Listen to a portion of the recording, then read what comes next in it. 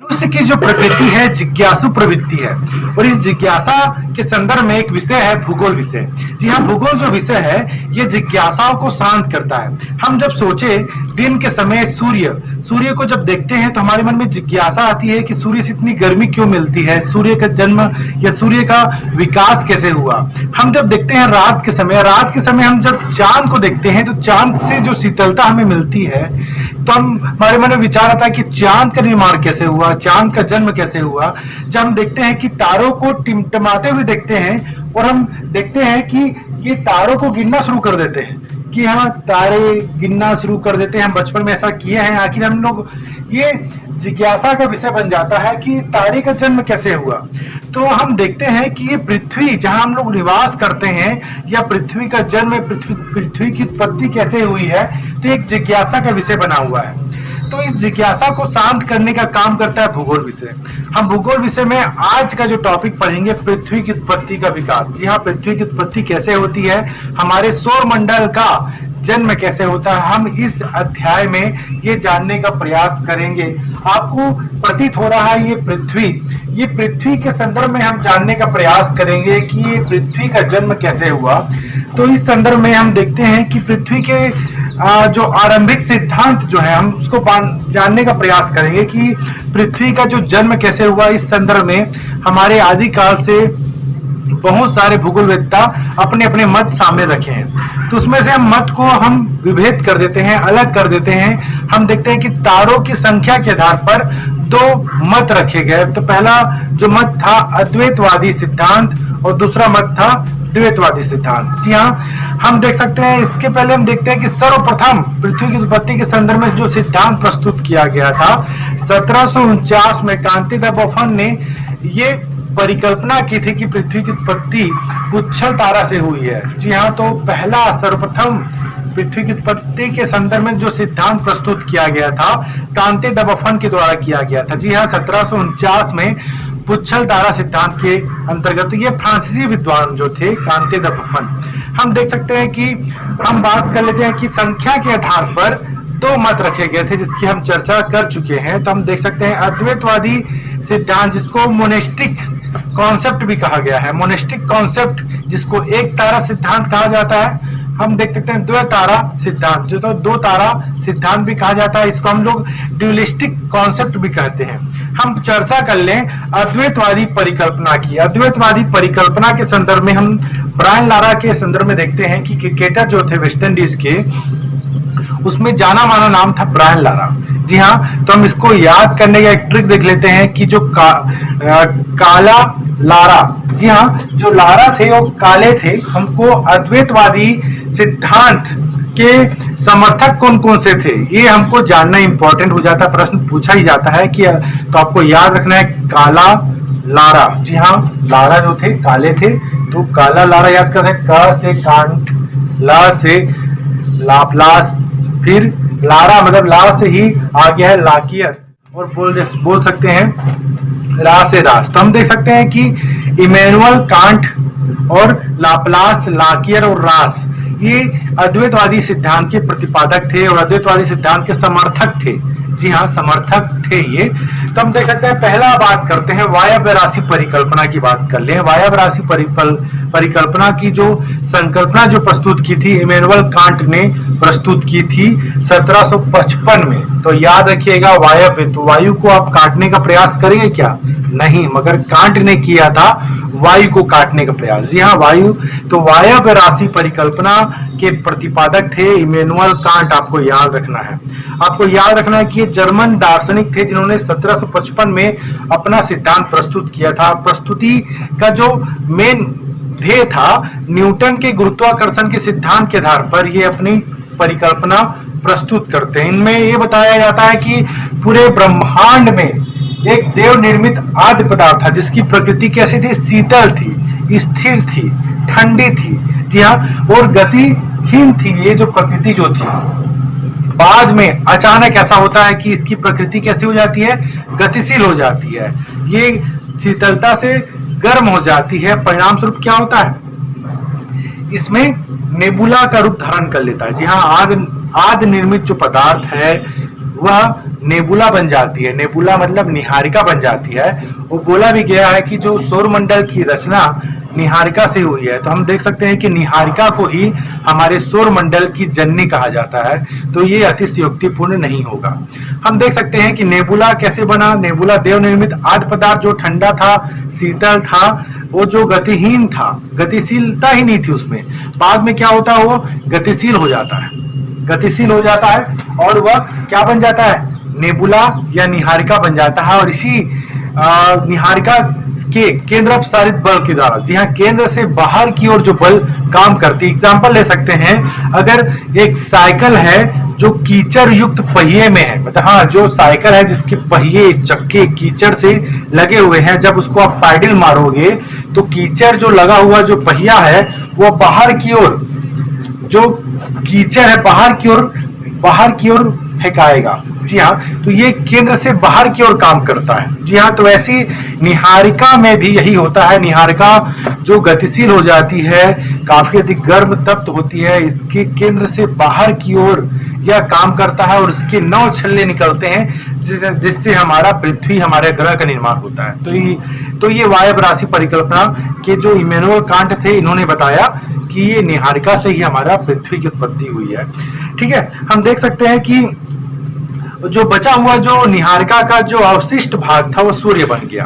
तो हम देख सकते हैं कि निहारिका के चक्कर मतलब केंद्र से बाहर की ओर जब परिक्रमा करती है वह, तो 9 छल्ले का निर्माण हुआ। जो बचा हुआ जो अवशेष भाग था, अवशिष्ट भाग था, वह सूर्य बना, जो हमको आज भी दिखता है। हम देख सकते हैं दूसरा परिकल्पना, लाप्लास का निहारिका परिकल्पना। तो आपको याद करने के लिए याद कर सकते हैं कि आप पाना, पेचकस या तो कुछ प्लास रखे हुए हैं और निहारिका नाम की लड़की को आप बोल रहे हैं कि लाइए प्लास। जी हाँ, निहारिका, आप कोई बिजली वाला काम कर रहे हैं और उसमें आप निहारिका को बोल रहे हैं कि लाइए प्लास। तो आप लाप्लास जो परिकल्पना बोल सकते हैं, या लाप्लास की निहारिका परिकल्पना, या इसको हम बोल सकते हैं नेबुला परिकल्पना। तो याद रखिएगा, लाप्लास का निहारिका परिकल्पना। जी हाँ, लाप्लास एक विद्वान है, उन्होंने प्रस्तुत किया निहारिका परिकल्पना। इसको इन्होंने नेबुला परिकल्पना भी रखा। तो फ्रांसीसी विद्वान थे ये। 1796 में exposition of the world system की रचना की थी इन्होंने। एक्सपोजिशन ऑफ वर्ल्ड सिस्टम की जो रचना की थी, इसमें इसका वर्णन किया था लाप्लास ने।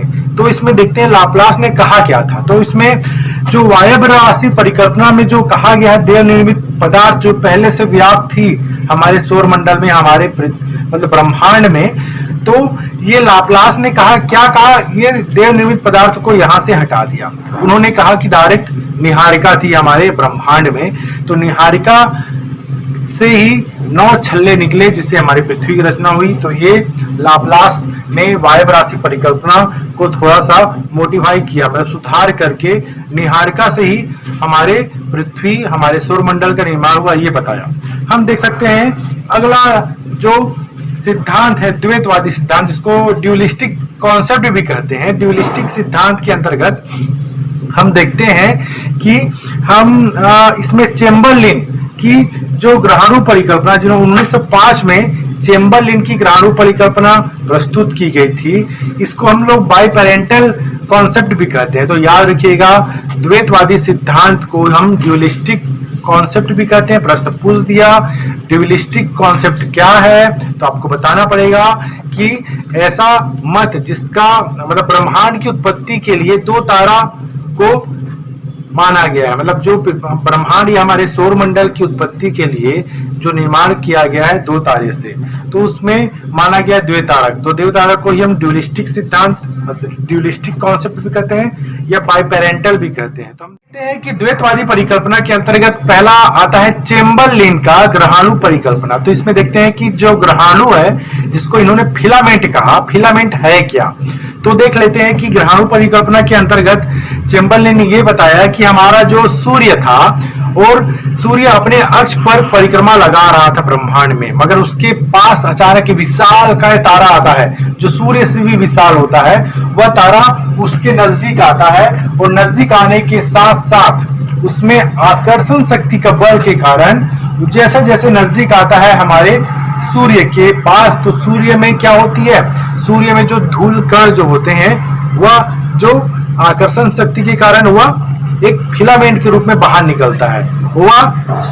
वह नजदीकी जो विशाल तारा है उसकी ओर जाने की और प्रयास करता है, मगर जो विशाल तारा है वह दूर चला जाता है। जो फिलामेंट है वह बाहर निकल जाता है, जिसको चेम्बरलिन ने ग्रहाणु कहा है। तो ग्रहाणु क्या कहा है, इसी से बहुत सारे ग्रह का निर्माण होता है। तो हमारा जो सूर्य है, सूर्य से ही एक अवशिष्ट पदार्थ बाहर निकलता है। किसके कारण बाहर निकलता है, आकर्षण शक्ति के कारण। क्यों आकर्षण शक्ति हो रहा है, क्योंकि विशाल तारा उसके नजदीक आ रहा है। तो एक सूर्य है और एक विशाल तारा है, और सूर्य से ही निकल जाता है फिलामेंट। वह विशाल तारा तो चला जाता है, अपने अदृश्य हो जाता है, मगर जो फिलामेंट बाहर निकल गया वापस सूर्य पर नहीं आ सकता।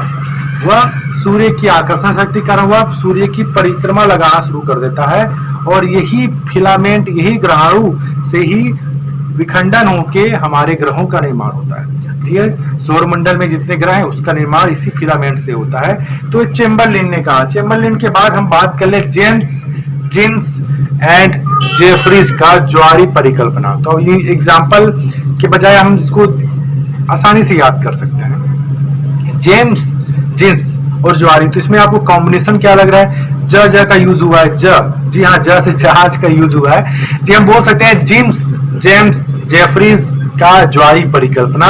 तो आपको याद रखना है ज्वारी परिकल्पना किसने प्रस्तुत की, जेम्स जेफरी ने की थी। कब की थी, तो हम देख सकते हैं कि जेम्स जीन्स ने 1919 में यह ज्वारी परिकल्पना प्रस्तुत की थी, जिसका मोडिफाई मतलब जिसका संशोधन रूप 1929 में हम देख सकते हैं जेफरीज ने किया था। तो जेफरीज ने ही जेम्स जेफरी ने ज्वारी परिकल्पना प्रस्तुत की। इसमें वही बताया गया है जो सूर्य है, सूर्य के नजदीक एक विशालकाय तारा आ जाता है। विशालकाय तारा के परिणाम स्वरूप सूर्य से क्या निकलता है, अवशिष्ट पदार्थ निकलता है, ज्वार आता है। तो इसमें एग्जाम्पल दिया गया है कि जिस प्रकार से ज्वार भाटा आता है समुद्र तल में, किसके कारण, चंद्रमा की आकर्षण शक्ति के कारण ज्वार भाटा आता है जब समुद्र में, उसी प्रकार से ज्वार भाटा समझ नहीं आ रहा है। ज्वार भाटा में होता यह है कि समुद्र तल का ऊपर उठना ज्वार हुआ, वापस जाना भाटा कहलाता है। तो समुद्र तल का जो तल है समुद्र का, वह जल ऊपर उठा तो ज्वार, वापस गया तो भाटा। तो ये जो ज्वार भाटा किसके कारण आता है, चंद्रमा की आकर्षण शक्ति के कारण आता है। तो ये लघु ज्वार दीर्घ ज्वार के रूप में होता है। तो हम यहाँ पर बात कर रहे हैं ब्रह्मांड के अंतर्गत सौर मंडल का निर्माण की, मतलब पृथ्वी की उत्पत्ति की। तो हम देख सकते हैं कि हमारा जो सूर्य है, हमारे सूर्य से भी इसी प्रकार से ज्वार बाहर निकलते हैं, उस विशालकाय तारा के आकर्षण शक्ति के कारण।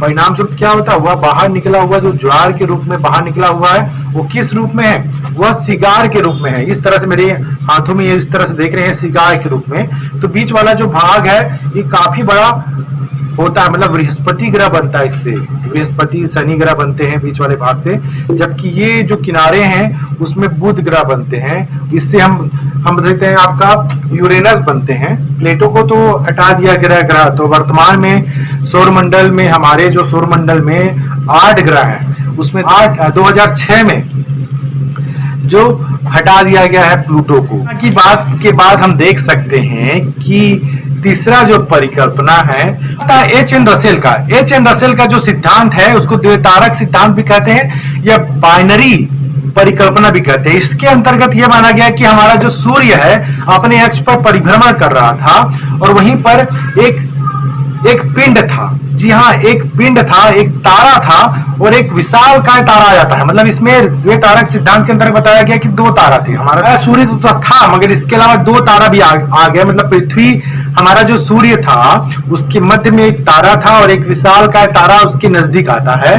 परिणाम स्वरूप क्या होता है, उस जो बीच का जो तारा है उसमें विस्फोट हो जाता है। विस्फोट होने के कारण वह क्या होता है, बहुत सारे ग्रहों में तब्दील हो जाता है, हमारा पृथ्वी का निर्माण हो जाता है, हमारे सौरमंडल का निर्माण हो जाता है। तो हम देखते हैं कि हमारा जो सूर्य जो अभी अस्तित्व में है वह वही का वही है, और जो बीच में जो तारा था उसके विस्फोट होने से ही क्या बनता है, हमारे सौरमंडल का निर्माण होता है। अब चौथा आता है कि होयल या लिटिलटन का सुपरनोवा सिद्धांत। जी हाँ, सुपरनोवा सिद्धांत जो था होयल या लिटिलिटन का था। इसके अंतर्गत किया गया है कि सुपरनोवा में बताया गया है कि ये सुपरनोवा के विस्फोट से और विस्फोट होने के बाद जो सूर्य के चारों ओर यह परिक्रमा लगाना शुरू कर देता है, इसका जो धूल कण है, परिणाम स्वरूप इसी से ग्रह बनता है। तो इसको हम सुपरनोवा परिकल्पना कहते हैं। किसका है?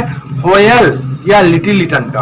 अब देख सकते हैं पांचवा ऑटो स्मिथ का जो अंतर तारक धूल परिकल्पना। तो ऑटो स्मिथ का अंतर तारक धूल परिकल्पना है। तो आपको इसमें बस सिद्धांत याद रख रहे हैं कि किस सिद्धांत किसका है। तो ऑटो स्मिथ का अंतर तारक धूल परिकल्पना। इसमें यह बताया गया कि जो ब्रह्मांड में धूल व्याप्त थे, है ना, धूल का व्याप्त थे, इसमें गति मिलती है, इसमें ऊर्जा मिलती है, इसमें ताप मिलता है। तो परिणाम स्वरूप क्या हो जाता है? परिणाम स्वरूप यह हमारे सौर मंडल की रचना होती है, पृथ्वी का निर्माण होता है। तो ये ऑटो स्मिथ अंतर तारक धूल परिकल्पना है। तो इस प्रकार से हम देखते हैं अद्वैतवादी परिकल्पना, द्वैत तारक सिद्धांत। अब बात कर लें आधुनिक सिद्धांत, जो इंपॉर्टेंट है, जो 11वीं के बुक में है, इंपॉर्टेंट हो जाता है आधुनिक सिद्धांत, जिसको हम लोग बोलते हैं महाविस्फोट सिद्धांत या बिग बैंग थ्योरी। तो ये काफी महत्वपूर्ण सिद्धांत। आधुनिक सिद्धांत के अंतर्गत देखते हैं कि सर्वमान्य जो सिद्धांत है उसको हम बोलते हैं बिग बैंग थ्योरी या महाविस्फोटक सिद्धांत। इसके बारे में जो 1920 में एडविन हब्बल ने इसका प्रतिपादन किया था। तो 1920 याद रखिएगा, महाविस्फोटक सिद्धांत या बिग बैंग थ्योरी। बिग मतलब महान, बैंग मतलब विस्फोट कि जो सिद्धांत 1920 में एडविन हब्बल ने दिया था। ये इन्होंने माना कि आज से 13.7 खरब वर्ष पहले हमारा ब्रह्मांड का निर्माण हुआ। और इन्होंने बताया कि ब्रह्मांड के निर्माण होने से पहले एक गोलक के रूप में, जी हाँ, एक गोलक के रूप में था, जिसमें डेंसिटी अधिक थी, घनत्व अधिक था। जी हाँ, घनत्व अधिक था, जिसको इन्होंने क्या कहा? गुरुत्वीय सिंगुलरिटी कहा। जी हाँ, गुरुत्वीय सिंगुलरिटी कहा। इसमें अंग्रेजी में देख सकते हैं ग्रेविटी एसन सिंगुलरिटी, इसको इन्होंने कहा। ये जो छोटा सा माप था, छोटा सा जो गोलक था, ये जो गोलक था, जिसको उन्होंने कहा कि एकांकी परमाणु जो था ब्रह्मांड में था, ये काफी अधिक छोटा था, इसका घनत्व अधिक था। इसमें अचानक विस्फोट हो जाता है। विस्फोट इतना भयंकर होता है कि इसका जो विस्तार होता है 1 सेकेंड के अंतर्गत ही पूरा क्षेत्र में यह फैल जाता है। परिणाम स्वरूप क्या होता है?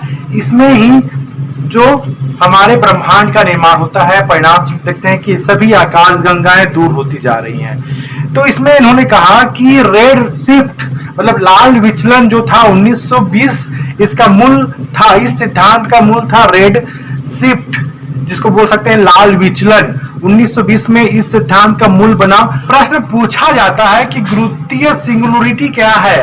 तो आपको बताना पड़ेगा कि एकांकी जो गोलक था, जो ब्रह्मांड निर्माण से पहले, जिसका घनत्व अधिक था, आकार छोटा था, इसी को इन्होंने एडविन हब्बल ने गुरुत्वीय सिंगुलरिटी कहा है, जो जिसका क्षेत्र घनत्व ज्यादा था। ठीक है, हम बात कर लें जॉर्ज गेमो का, जिन्होंने 1948 में CMB का भविष्यवाणी किया। आखिर CMB क्या है? C मतलब कॉस्मिक माइक्रोवेव बैकग्राउंड रेडिएशन की भविष्यवाणी की थी जॉर्ज गेमो ने 1948 में। अब ये 1960 में ये भविष्यवाणी सही हो जाता है। जी हाँ, जो आकाशगंगा का जो विस्तार लगातार हो रहा है, उसके बारे में जानकारी जॉर्ज गेमो के आधार पर ही जो CMB के जरिए ही किया गया था। तो हम याद कर सकते हैं CMB क्या है? तो C मतलब कॉस्मिक माइक्रोवेव बैकग्राउंड रेडिएशन, आपको याद रख लीजिएगा। CMB cosmic microwave background radiation, जिसका भविष्यवाणी, जिसकी खोज जॉर्ज गेमो ने की थी। तब देख लेते हैं कि जो महाविस्फोटक सिद्धांत जो था, काफी इंपॉर्टेंट सिद्धांत है। महाविस्फोटक सिद्धांत के अंतर्गत 3 मुख्य बातों को हम देख लेते हैं कि इन्होंने माना कि ब्रह्मांड के निर्माण के पहले, आज से 13.7 खरब वर्ष पहले, ब्रह्मांड जो जिसका निर्माण नहीं हुआ था, वह एक गोलक के रूप में था, एकांकी परमाणु के रूप में था। तो याद कर सकते हैं कि जिसका घनत्व अधिक था। तो पहला आ गया गोलक के रूप में था, एकांकी परमाणु रूप में था। ठीक है, इसमें विस्फोट नहीं होता। दूसरा जब आता है, इस एकांकी गोलक परमाणु में क्या होता है? भयंकर विस्फोट होता है, बैंक होता है, और यह 1 सेकेंड के अल्पांश में इसका विस्तार होता है। जी हाँ, 1 सेकेंड के अल्पांश में ही ब्रह्मांड का विस्तार होना शुरू हो जाता है और 3 मिनट के अंतर्गत पहला परमाणु का निर्माण होता है। तो देखते हैं कि परमाणु का निर्माण 3 मिनट के अंतर्गत हो जाता है। तो दूसरा पॉइंट में हम देखता है कि इस गोलांक एकांकी परमाणु का विस्फोट होता है। विस्फोट इतना अधिक होता है कि इसका विस्तार होना शुरू हो जाता है और यह 1 सेकेंड के अल्पांश में इसका विस्तार होता है और 3 मिनट परमाणु में 3 मिनट के दौरान 3 मिनट के बाद इसका परमाणु का निर्माण होता है। तीसरा हम देखते हैं कि इसमें तापमान का निरंतर ह्रास होता जाता है।